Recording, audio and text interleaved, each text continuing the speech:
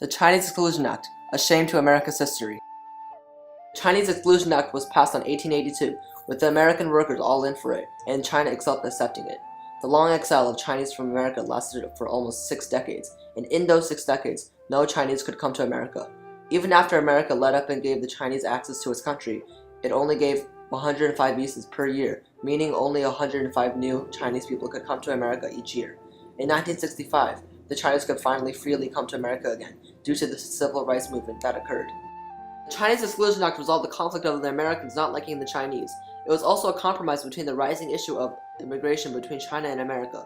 By doing that, it was bad for America, taking away potential workers that would have helped improve the economy of the country by taking up jobs. But, of course, the Chinese Exclusion Act was passed, so what happened after that would change the course of American history forever.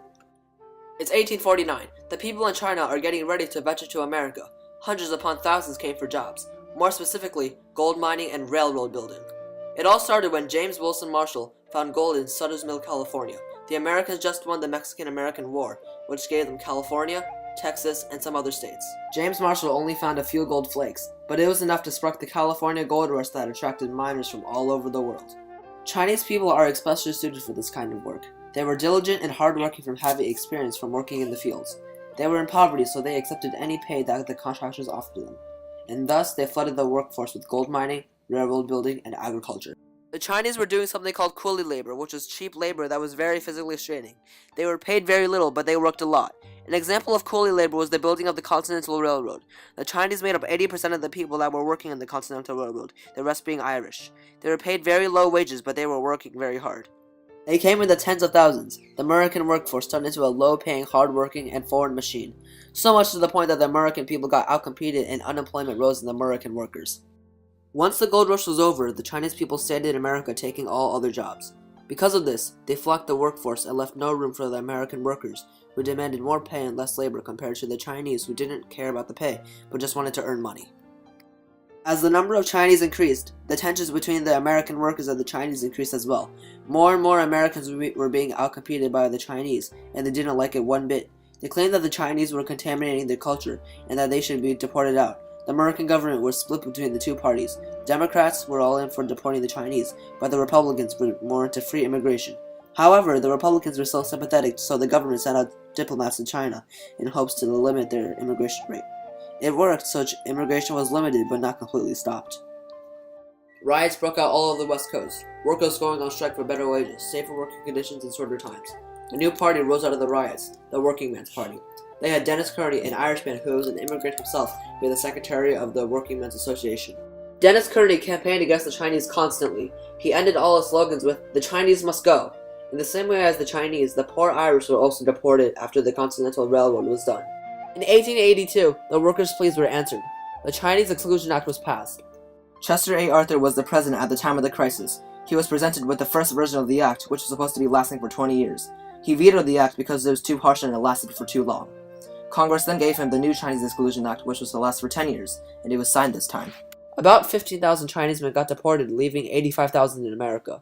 Later, more would go, leaving the Chinese population in America scarce. The Chinese Exclusion Act was to last for 10 years, and in those 10 years, it would be very, very difficult for the Chinese to be able to enter to America. But unfortunately for the Chinese, after the 10-year limit for the Chinese Exclusion Act, Congress prolonged it with the Gary Act that extended the Chinese Exclusion Act for another 10 years. Representative Thomas Gary from California presented the Gary Act, and he brought it up because the people in his state were still unhappy about the Chinese there. The proposal extended to President Benjamin Harrison, and he signed the law, making it official. The Gary Act made it harder for the Chinese to come to America, with more paperwork being required for the Chinese to come, and it overall extended the Chinese Exclusion Act. There was also the Scott Act in 1888, which prevented the Chinese laborers in China to come to America. It also prevented the Chinese in America to come back after they go to other countries. The Scott Act was written by William Lawrence Scott, one of Pennsylvania's representatives in the U.S. Congress. Grover Cleveland, the president at the time, signed the act. After 1902, the original ending date of the Gary Act, it was renewed with no end date and to be applied to more countries with the Act of 1917 later on. Act of 1917 was passed shortly after the First World War. It created the Asiatic Barred Zone, which restricted the immigration on a number of Asian countries, including China, India, and other areas. It was amended numerous times before being put in place. The Act of 1917 was also called the Espionage Act. It It was the first act in American history that restricted immigration on a larger level, because the Asiatic Barred Zone didn't just cover one country, it covered multiple countries. There was the Act of 1924, which took the restrictions placed on China and applied it to all the other Southeast Asian countries not already affected. It also lowered the quota of all the other countries down to 2% of the population. It used to be 3%, but America lowered it with this act. But the Act of 1924 completely stopped immigration coming from Asia, letting no one in. Without the original Chinese Exclusion Act, there would be no Gary Act. There would be no Act of 1917. There would be no Act of 1924. The immigration history of America would change drastically, since there would be no sharp decline of Chinese in America. If there were no Chinese Exclusion Act, there would be far more Asian people in America. There would also be more Irish because they are a minority that got deported along with the Chinese. Along with the population of Chinese changing, the western coast of the United States will also be greatly affected by the explosive amount of Chinese there. The culture would change a lot, and the ratio of Asians to the rest of the people in America would be far greater. The Chinese Exclusion Act is the most influential immigration act made by the U.S., and it led to more immigration acts that restricted people from coming to America.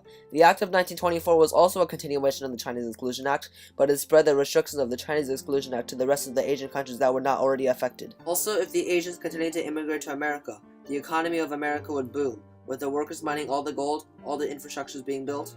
This would also help the people in China, because the money from the workers would be sent to relatives there, helping them out of poverty. Companies that are in Asian countries would be traveling to America without the barrier of the Chinese Exclusion Act, further strengthening its economy. The relation between the China and American countries would be stronger, more trade would happen, and both countries would benefit from not having the act passed. Chinatowns would also be non-existent without the Chinese Exclusion Act. The Chinese people couldn't go back to China because if they did, they couldn't come back to America due to the previous acts made to discriminate them. They couldn't live regularly in America because of the segregation and harshness that they faced there. So, they grouped together, making little pockets of China in America. These pockets, called Chinatown, are the result of decades of segregation of the Chinese, forcing them together to make their own culture on foreign land. The key issues that led up to the Chinese Exclusion Act were that the American people hated the Chinese, and that the Chinese couldn't argue for their own point of view, since their rights got taken away long before the act. The Americans were afraid of the Chinese outcompeting them for jobs, and to counter that, they divided against the Chinese, trying to force them out. But the Chinese couldn't argue for themselves since 1. They couldn't testify against white men in court, and 2. They were categorized with African Americans and Native Americans. This meant that they didn't have the same rights as Americans, so as a result, the government made the Chinese Exclusion Act, banning Chinese immigrants from coming to America. They made more acts concerning the Chinese, further banning them and the rest of Asia over time. But, due to the Civil Rights Movement, in 1965, they started to let everyone back in, allowing free immigration for everyone again. The Chinese Exclusion Act was very influential on its own, but the things that happened afterwards was a whole nother story. Just 1 decade after the act was passed, another was put in place, and a decade after that it was renewed with no end date. There were more acts to be put in place in the same century, continuously keeping the Chinese out of America. The first act, though, acted as a ripple effect. When it was passed, the other acts were inevitable. The effects of the Chinese Exclusion Act can still be seen today. There are many Chinatowns that are scattered around the country, formed by the racism that the Chinese faced during their short initial stay. There is the ban that was targeted towards Muslim-majority countries, which was made by our president. This is representing history repeating itself. The tens of thousands of Muslims coming to our airports and borders are being treated the same as the ways of the Chinese coming to California in the 1800s. We are taught to learn from our mistakes, but this is living proof that we don't. Some of the Chinese Americans in America are referencing the tragedies that happened in 1882 to what is happening now. The website that we found showed the Chinese American scholars that were talking about how the immigration ban right now is treating the Muslims in the same way as the Chinese in the Chinese Exclusion Act. They say how the immigration ban will be looked back as a shameful chapter in American history. They commented on how the situations for the Chinese on the docks of San Francisco were the same as the situations for the Muslims trying to get into America, only now the motives for the people are different. The Muslims have a more dire motive, to live and get out of their hostile country, but the president still signed the executive order to ban the Muslim-majority countries. So, the Chinese Exclusion Act was the most influential immigration act in American history, and it forever damaged the potential that America could have, forbidding people from coming to America and restricting growth of its economy by setting up limited immigration. No other act was this influential, and no other act was put in place as wrongly as this one.